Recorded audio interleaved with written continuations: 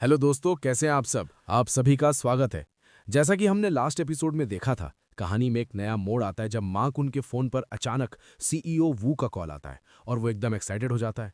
इस मौके को अपने हाथ से ना जाने देने के लिए वो तुरंत फोन उठाता है और मक्खन लगाते हुए कहता है, सीईओ वू, मैं तो बस पिछले कुछ दिनों से आपको कॉल करने की सोच ही रहा था ताकि हम कॉन्ट्रैक्ट रिन्यूअल पर बात कर सकें। लेकिन माँ कुन की उम्मीदों पर पानी फेरते हुए तभी फोन की दूसरी तरफ से सीईओ वू की गुस्से भरी आवाज आती है, मैं खास तौर पर तुम्हें यह बताने के लिए कॉल कर रहा हूं कि युंझो में तुम्हारी एजेंसी कैंसिल कर दी गई है। ये सुनते ही माकुन के पैरों तले जमीन निकल जाती है, जैसे उसकी दुनिया ही हिल गई हो, और वो सदमे में सोचता है, मेरी एजेंसी कैंसिल हो गई। हालत ये हो जाती है कि घबराहट के मारे उसके पसीने छूटने लगते हैं और वो घबरा कर आसपास देखता है, मन ही मन सोचता है, नहीं ये नहीं हो सकता। यहाँ पार्टी में इतने सारे लोग देख रहे हैं, खासकर किन होंगयान, मैं उन्हें ये पता नहीं चलने दे सकता। उस वक्त उसके दिमाग में डर बैठ जाता है कि अगर सच बाहर आ गया तो अंजाम बहुत बुरा होगा, वरना मेरी हालत तो उस ये चैन से भी ज्यादा बुरी हो जाएगी जिसे बर्थडे पार्टी से एक आवारा कुत्ते की तरह निकाल दिया जाएगा। इसलिए अपनी बची कुची इज्जत बचाने के लिए माकुन तुरंत चेहरे पर झूठी हंसी लाता है और जोर से बोलता है ताकि सब सुन सके, शुक्रिया सीईओ वू, मैं बस यही कह रहा था कि हमारी दोस्ती को देखते हुए हमें डेफिनेटली साथ काम करना जारी रखना चाहिए। मैंने इस बार आपके लिए रिन्यूअल फी भी रेडी कर ली है, पूरे 8 मिलियन। लेकिन सीईओ वू वहां से जवाब देते हैं, माफ करना बॉस माँ, लेकिन हमारी कंपनी ने फैसला किया है कि हम मेन ऑफिस से किसी को युंझो में डिलीवरी संभालने के लिए भेजेंगे, हमें अब एजेंट्स की जरूरत नहीं है। माकुन अभी भी एक्टिंग करते हुए अपनी घबराहट छुपाने की कोशिश करता है और कहता है, कोई बात नहीं कोई बात नहीं, जब हम मिलेंगे तो पूरी रात ड्रिंक करेंगे। ये सुनकर सीईओ वू का पारा चढ़ जाता और वो भड़क जाते हैं, क्या तुमने साफ साफ नहीं सुना मैंने क्या कहा? तुम्हारी एजेंसी छीन ली गई है, अब कितना भी पैसा खर्च कर लो सब बेकार है। अब तक माकुन के चेहरे पर डर साफ दिखने लगता है, पसीना टपक रहा होता है, लेकिन वो अपनी एक्टिंग नहीं छोड़ता और जबरदस्ती मुस्कुराते हुए कहता है, ठीक है सीईओ वू, प्लीज आप टेंशन न लें, हम आगे डेफिनेटली एक अच्छा काम करेंगे। इस हद तक झूठ और नौटंकी सुनकर सीईओ वू अब पूरी तरह चिढ़ जाते हैं और चिल्लाते हैं, क्या तुम पागल हो गए हो? तुम फालतू सवालों के जवाब क्यों दे रहे हो? खैर, अगले महीने जब कॉन्ट्रैक्ट खत्म होगा हमारा मेन ऑफिस किसी को वहां भेजेगा। और इतना कहकर फोन कट हो जाता है। लेकिन हद तो तब हो जाती है जब फोन कटने के बाद भी माकुन हवा में बात करते हुए कहता है, ठीक है सीईओ वू, जब मिलेंगे तब बात करेंगे। ये सारा नाटक देखकर ये चिन थोड़ा हैरान होता है। उसे समझ नहीं आता कि ये क्या चल रहा है और सोचता है, क्या बटलर फैंग ने अभी तक वू शियाहुंग को मैसेज नहीं दिया? तभी शाओजे, जो इस पूरी सच्चाई से अनजान था, माकुन के पास आते हुए पूछता है, बॉस माँ, अभी आपकी फोन कॉल सुनकर ऐसा लग रहा है कि रिन्यूअल का मैटर सेटल हो गया है। माकुन, जो अंदर से टूट चुका है, बाहर से कॉन्फिडेंट दिखते हुए झूठ बोलता है, हाँ बिल्कुल, बहुत ही अच्छा रहा सब कुछ। शाओजी खुश होकर अपना ग्लास उठाता है और जश्न मनाते हुए कहता है, आइए बॉस माँ, मैं आपके लिए टोस्ट करता हूँ और दुआ करता हूँ कि आपके पास पैसों की बारिश होती रहे। माकुन ग्लास मुंह से लगाता है और एक सांस में पी जाता है, लेकिन पीते हुए उसकी आंखों से आंसू बहने लगते हैं और वो मनी मन रोता है, शुक्रिया यंग मास्टर वोंग। ये चंद दूर से ये सब देख रहा होता है और नोटिस करता है, माकुन की आंखों में आंसू। वहीं दूसरी तरफ शाओजी उसे तारीफ करते हुए कहता है, बॉस माँ तो सच में दिलदार हैं, एक बार में ही पूरा पी गए। लेकिन किन होंगयान उसके आंसू देख लेती है और हैरानी से पूछती हैं, बॉस माँ आप रो क्यों रहे हैं, आप ठीक तो है ना? पकड़े जाने के डर से माकुन जल्दी से बहाना बनाता है, मैं ठीक हूं, बस वो कड़वी ड्रिंक गले में लग गई थी इसलिए आंखें भर आई। अब ये चिन से रहा नहीं जाता, वो आगे आता है और सीधा बोलता है, बॉस माँ, बड़ी बड़ी बातें करना भी मौके पर डिपेंड करता है। यहाँ ये नाटक करके क्या फायदा? किसे पता नहीं चल रहा कि तुम एक्टिंग कर रहे हो? तुम सबको ये बताने की हिम्मत क्यों नहीं करते कि तुम्हारी एजेंसी पहले ही कैंसिल हो चुकी है? ये सुनते ही माकुन का गुस्सा फट पड़ता है। वो मन ही मन सोचता है, इस लड़के ने तो मेरी इज्जत की धज्जियां उड़ा दी और उसे जमीन पर कुचल दिया। अपनी बची कुची इज्जत बचाने के लिए वो चिल्लाकर कहता है, तो क्या हुआ अगर वो खत्म हो गई? मेरी एजेंसी इसलिए गई क्योंकि कंपनी अब खुद कंट्रोल लेना चाहती है। ये सब तुम्हारे जैसे बेकार इंसान की वजह से नहीं हुआ है। माकुन के इस गुस्से पर ये चैन बस हल्का सा मुस्कुराता है और कहता है, अगर तुम्हें लगता है कि मैंने ये नहीं किया तो ये भी ठीक है, वैसे भी मैं एक और दुश्मन बनाने की तकलीफ नहीं उठाना चाहता। और ये बात सुन के माकुन का ईगो हर्ट हो जाता है। वो गुस्से में कहता है, तुम अपने आप को समझते क्या हो? तुम्हारी औकात ही क्या है एक गंदे डिलीवरी वाले के अलावा? इस बहस के बाद माहौल गर्म हो जाता है और गेस्ट्स आपस में बातें करने लगते हैं। कोई कहती है, माकुन की एजेंसी छिनते ही ये चैन का कनेक्शन तो नहीं? तो कोई दूसरा कहता है, अरे नहीं, ऐसा नहीं हो सकता, वो तो बस एक छोटा सा घर जमाई है। लेकिन कुछ लोग डरते हुए सोचते हैं, लेकिन अगर ये सच हुआ तो? अगर हमने इसका मजाक उड़ाया तो क्या होगा? तभी सिचुएशन को कंट्रोल करने के लिए जिया याओ की माँ बीच में आती है और सबको चुप कराते हुए कहता है, आप सब लोग टेंशन मत लीजिए। बॉस माँ के साथ जो हुआ उसका इस बेकार दामाद से कोई लेना देना नहीं है। इसका परिवार गांव से है, इसका दादा एक किसान है। ये बिल्कुल इम्पॉसिबल है कि ये सीईओ वू को जानता हो जो इतनी दूर रहते हैं। ये बात सुन के वैंग फैमिली के बाकी लोग भी हाँ में हाँ मिलाते हैं। सही बात है, ये बेकार इंसान पिछले 3 साल से हमारे परिवार में घर जमाई बनकर रह रहा है। अगर ये सच में इतने बड़े लोगों को जानता तो क्या ये 3 साल तक खुशी खुशी कुत्ता बनकर रहता। एक और रिश्तेदार बात को आगे बढ़ाते हुए कहता है, बिल्कुल, अमीर घर के लड़के तो नाजुक होते हैं, वो थोड़ी सी भी तकलीफ नहीं झेल सकते, तो वो 3 साल तक घर जमाई बनकर कैसे रह सकते हैं। ये तो सच में बहुत फनी बात है। इसी बीच ओल्ड मैडम वैंग सिक्योरिटी को इशारा करती है और उसके बाद गार्ड्स मार्क उनको घेर कर उसे बाहर निकालने लगते हैं।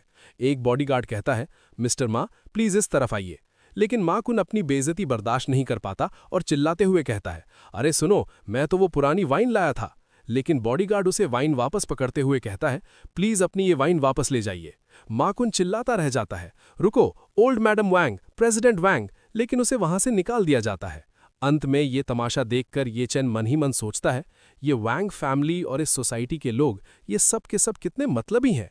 कोई हैरानी की बात नहीं कि वैंग जिया याओ ने पैसों के लिए मुझे धोखा दिया। कहानी में आगे बढ़ते हैं जहां पिछले हंगामे के बाद माहौल को नॉर्मल करने के लिए जी चियांग अनाउंस करता है, मेहमानों प्लीज अपनी सीट्स पर बैठ जाइए, पहले थोड़ा सूप और स्नैक्स लीजिए, पार्टी बस कुछ ही देर में शुरू होने वाली है, सब लोग हॉल की तरफ चलिए।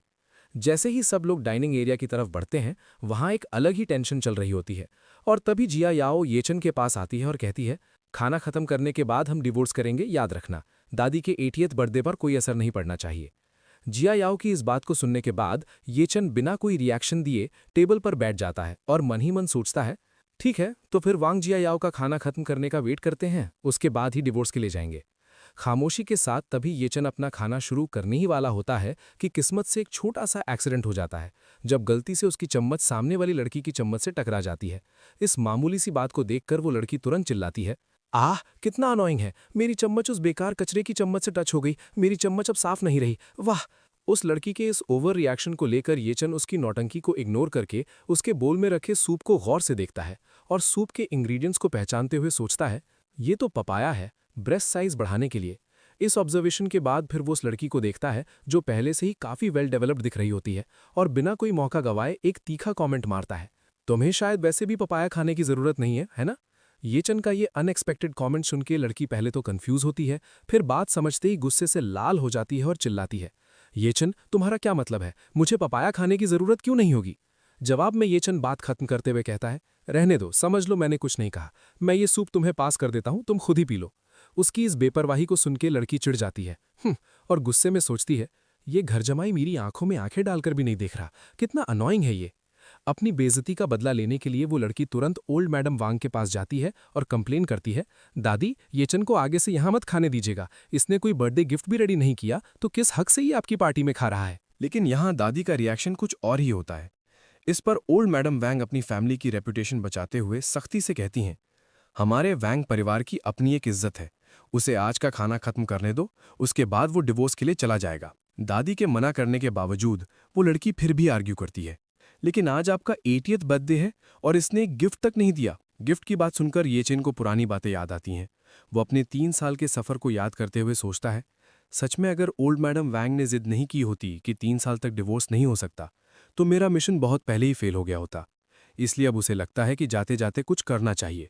फैसला लेते हुए वो डिसाइड करता है, आज मैं ऑफिशियली वैंग फैमिली छोड़ रहा हूं और कोइंसिडेंटली आज बुढ़िया का 80th बर्थडे भी है, तो मुझे सच में एक गिफ्ट देना चाहिए। अपने प्लान को अंजाम देने के लिए वो तुरंत अपना फोन निकालता है और एक नंबर डायल करके ऑर्डर देता है, हेलो मेरे लिए एक गिफ्ट रेडी करो और उसे वान हाओ होटल डिलीवर करवा दो। ये चेन को फोन पर गिफ्ट मंगवाते हुए देखकर उसकी ये बात सुनकर जिया याओ कहती है, चा अब तुम्हें अपनी शर्म याद आई, लेकिन हमारा वैंग परिवार तुम्हारे भेजे हुए कचरे को एक्सेप्ट नहीं करेगा। जिया याओ को लगता है कि ये बस दिखावा है। वो मन ही मन सोचती है, ये चेन जैसा आदमी जो बीवी के पैसों पर पलता हो वो भला क्या ही दे सकता है।